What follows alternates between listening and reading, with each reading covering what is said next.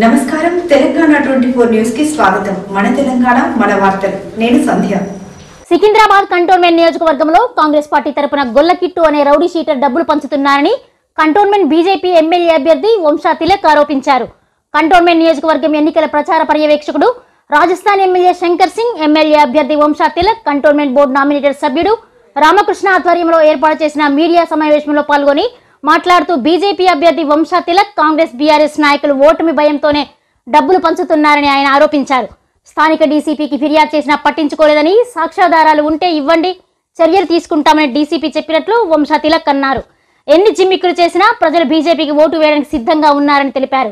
ప్రచారానికి వెళ్లినప్పుడు ప్రజల్లో మంచి స్పందన లభిస్తుందని తెలియజేశారు.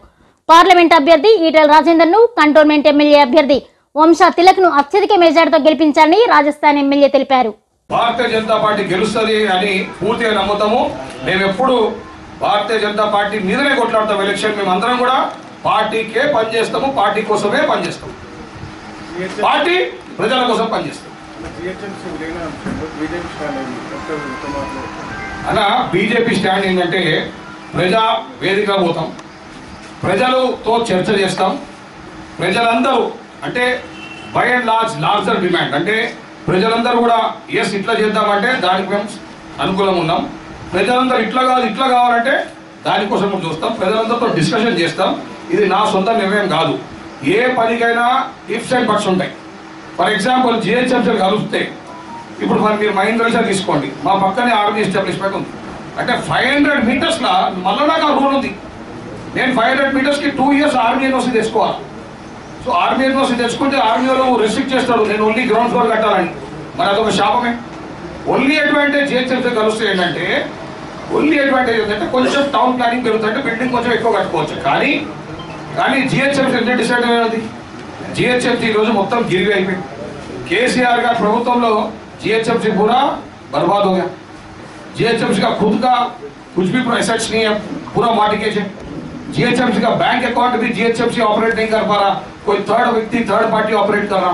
तो उनका एडमिनिस्ट्रेशन पूरा कोलैप्स हो गया. अभी रेवंत रेड्डी किस स्टाइल से चलाते वो देखना पड़ेगा. वो देख के डेफिनेटली पब्लिक से चर्चा करेंगे. और हमारे एमएलए साहब जीतने के बाद से आप लोगों के आशीर्वाद से और एमपी साहब इसमें इन्वॉल्व होंगे और डेफिनेटली जो जनता के लिए अच्छा है वो काम जरूर करेंगे. మరి ఈరోజు ఎన్నికల ఉధృతంగా సాగుతున్నాయి. త్రిముఖ పోటీ ఉందని చెప్పుకుంటున్నారు. కానీ మేము ప్రచారంలో వెళ్తున్నటువంటి సందర్భం,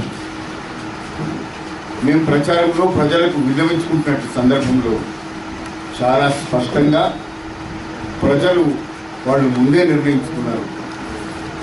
వాళ్ళు ఏమంటున్నారంటే మహిళలు కానీ, యువకులు కానీ, సీనియర్లు కానీ, సార్ మీరు చెప్పనవసరం లేదు, మీరు టైం వేస్ట్ చేయకండి, మేము భారతీయ జనతా పార్టీ నిర్ణయం తీసుకున్నాం, భారతీయ జనతా పార్టీ కాంగ్రెస్ ఖచ్చితంగా గెలుస్తాం, మిమ్మల్ని గెలిపిస్తాం అని చెప్పేసి వాళ్ళు నిర్ణయించుకున్నారు.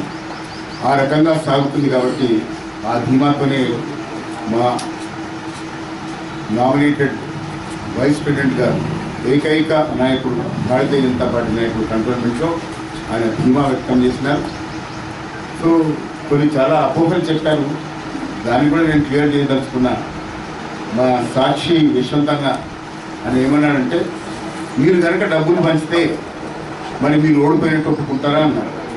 మరి యశ్వంతన్న గారికి నేను ఒక విన్నవించుకుంటున్నాను ప్రశ్న కాదు కానీ, మరి ఇప్పుడు ఆల్రెడీ డబ్బులు పంచి దొరికిపోయిన వాళ్ళు ఓడిపోయినట్టు ఒప్పుకొని విడ్రా చేసుకుంటారా అని మీ ముందు అడుగుతుంది. నేను అంటున్నాను సార్, ఇంకా మీరు అంటున్నాను సార్, ప్రజాస్వామ్యంలో సమానమైనటువంటి అవకాశాలు అందుతున్నాయి.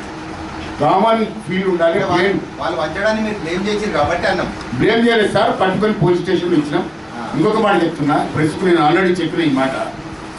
నేను మా సతీష్ జాయింట్ కన్వీనర్ గారు మేము అక్కడ డోర్ టు డోర్ అక్కడ క్యాన్వాస్ చేస్తుంటే అంతకు ముందే నాకు సమాచారం వస్తే నేను పేరుతో సహా చెప్తున్నా, అందరూ చెప్తున్నారు భయపడుతున్నాను ఏమైనా చేస్తారంటే నాకు ఎటువంటి భయం లేదు.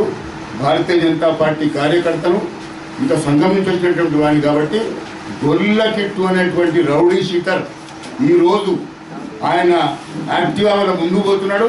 స్పెషల్లీ వార్డ్ 5 లోపల యాక్టివాలో ముందు పోతున్నాడు. వెనకాల కారులో డబ్బులు వస్తున్నాయి, ఆయన బెదిరిస్తున్నాడు. ఈయన బెదిరించి పక్కకు పోయిన తర్వాత పాపం సామాన్య ప్రజానీకంని బెదిరిస్తే, చిన్న చిన్న వ్యాపారం బెదిరిస్తే వెనకాల పక్క నుంచి తీసుకొని పోయి ఆ కారు నుంచి డబ్బులు ఇచ్చి పంపిస్తున్నారు. మరి ఎవరు డబ్బులు ఇచ్చి పంపిస్తారండి? ఎవరైతే భయపడుతున్నారో ప్రజాస్వామ్యం, ఎవరైతే ఓటమి గురి కాబడుతుందో వాళ్ళు మాత్రమే డబ్బులు పంచుతున్నారు. కామన్ ఫీల్డ్, ప్లేన్ ఫీల్డ్ ఉండాలి. కాబట్టి నేను మిమ్మల్ని అందరినీ ఏం పిలుచుకుంటున్నా అంటే, మరి మాకేదైతే మీరు కండిషన్స్ పెడుతున్నారు అదే కండిషన్స్ ఇతర పార్టీలలో పెట్టాలి. మీరు డబ్బులు పంచితే ఓడిపోతారంటే మేము తయారుగా ఉన్నాం, సిద్ధంగా ఉన్నాం, సిద్ధాంతం మీద పనిచేస్తాం. ఈనాడు మనం అందరం ఒప్పుకోవాల్సిన మాట, ప్రజాస్వామ్యంలో మనం ఉన్నాం. డబ్బులే ప్రాధాన్యమైతే అంబానీ గారు ప్రధాని కావాలి. అవునా సార్? డబ్బులే ప్రాధాన్యమైతే అంబానీ గారు ప్రధాని కావాలి, లేకపోతే టాటా గారు ప్రధాని కావాలి. కానీ ఈరోజు ఛాయ్ అమ్మేటటువంటి నరేంద్ర మోదీ గారు ప్రధాని అయిందంటే అది ప్రజాస్వామ్య గొప్పతనం, ఇది ఓటర్ల గొప్పతనం, ఇది మన అందరి ప్రజల గొప్పతనం. ప్రజాస్వామ్యాన్ని కాపాడు.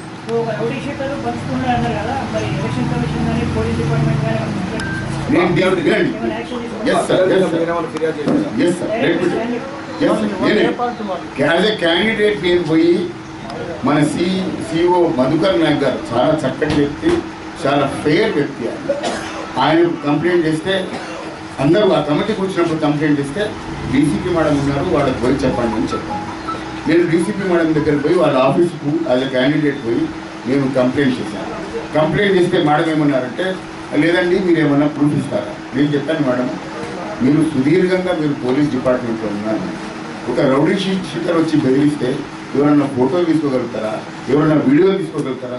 నిజంగానే మీకు ప్రూఫ్ కావాలంటే చుట్టుపక్కల ఉన్నటువంటి సీసీ కెమెరాలో మీరు చెక్ చేయాలి.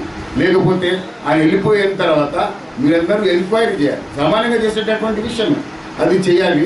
అది చేయకుండా మీరు ఫోటోలు వీడియోలు తీసుకురామంటే ఇది కొంచెం అన్యాయం మేడం. దయచేసి మీరు గమనించండి. స్పష్టంగా మీరు ఎంక్వైరీ చేసినా కూడా ఏ బస్తీలో సర్వసుఖీ కాలనీని చేశారు, దాని తర్వాత రాధికా కాలనీని చేశారు. ఇది కంప్లైంట్ ఇచ్చిన తర్వాత నాకు ఒక సమాచారం వచ్చిందంటే ఆయనకి ఏదో వార్నింగ్ ఇచ్చారు, ఏదో చేశారండి. ఇప్పుడు ఏ పార్టీ తరఫున పంచుతున్నాడు ఆయన? కాంగ్రెస్ పార్టీ తరఫున పంచుతున్నాడు. కాంగ్రెస్ పార్టీకి క్రిమినల్ బ్యాక్గ్రౌండ్ ఉంది. అందులో ఉన్నటువంటి చాలామంది నాయకులు క్రిమినల్ సంగతి. ఇంకా మరీ ముఖ్యంగా మీకు చెప్తున్నాను ఏంటంటే, ఇప్పుడు పోటీ చేస్తున్నటువంటి అభ్యర్థి కూడా చాలా మ్యాచింగ్గా కాంగ్రెస్ హిస్టరీకి మ్యాచింగ్గా ఉన్నాడు. ఆయన మీద కూడా కేసులు ఉన్నాయి, ఆయన బెయిల్ మీద తిరుగుతున్నాడు. సో అటువంటి అభ్యర్థి, అటువంటి గవర్నమెంట్ మన గొర్రెల కిట్టుని తీసుకొని ఒక రౌడీషీటర్ని పెట్టుకొని మీరు ప్రచారం చేయడం, డబ్బులు పంచడం, ఈ దేనికి సంకేతం? మీ అందరికీ మీ ద్వారా ప్రజలకు నేను అడుగుతాను. భారతీయ జనతా పార్టీ కంటోన్మెంట్ గురించి మాట్లాడదాము. కంటోన్మెంట్లో జరిగిన విశేషం ఏంటంటే, సాయని గారు చనిపోయినారు. సరే, ఆయన అసెంబ్లీలో ఎంత మాట్లాడారో మీకు అందరూ విజ్ఞులు మీకు తెలుసు. దాని తర్వాత కూతురు ఆమె ఎమ్మెల్యేగా మీరందరూ సానుభూతితో ఆశీర్వదిస్తే, అంటే మీరంటే ఓటర్, సానుభూతితో ఆమెకు ఆశీర్వదిస్తే ఆమె ఎమ్మెల్యే అయిన తర్వాత కార్యకర్తలు దగ్గరికి రానిలేదని ఒక టాక్ ఉంది. దాన్ని పక్కన పెడితే ఆమె చనిపోయిన తర్వాత భారతీయ జనతా పార్టీ కార్యకర్తలు ధర్నా చేయలేదు, లేకపోతే ఇతర నేను పేరు తీసుకొని వేరే పార్టీ కూడా ధర్నా చేయలేదు. వాళ్ళ సొంత పార్టీ కార్యకర్తలు 30 మంది వాళ్ళ ఇంటి ముందర ధర్నా చేసి 2 కోట్ల రూపాయలు దరిదాపు తీసుకున్నారు. తీసుకొని డబుల్ బెడ్రూమ్ కూడా ఇవ్వలేదు, 2 కోట్లు తీసుకున్నారని చెప్పేసి వాళ్ళ ఇంటి ముందర ధర్నా చేస్తే మరి ఎవరు కరప్షన్ చేసినట్టు మీరు ఒకసారి ఆలోచించాలి. అది కాకుండా ఇప్పుడు నివేదిత గారు వస్తున్నారు, అదే కుటుంబానికి చెందినటువంటి వ్యక్తి. మరి బాధ్యత తీసుకుని నివేదిత గారు ఎలక్షన్లో పోటీ చేయబోతున్నారు, మీ ఇంటి ముందర ధర్నా జరుగుతుంది. ఆమె ముందరికి వచ్చి నేను బాధ్యత తీసుకుంటున్నా, మరి మేము అసలు డబ్బులే తీసుకోలేదు, మీకు అందరికీ డబుల్ బెడ్రూమ్ ఇస్తా అని ఒక మాట చెప్పాల్సింది. లేదు, మరి డబ్బులు తీసుకున్నామంటే మేము డబ్బులకు రిటర్న్ ఇస్తామని చెప్పేసి చెప్పాల్సింది.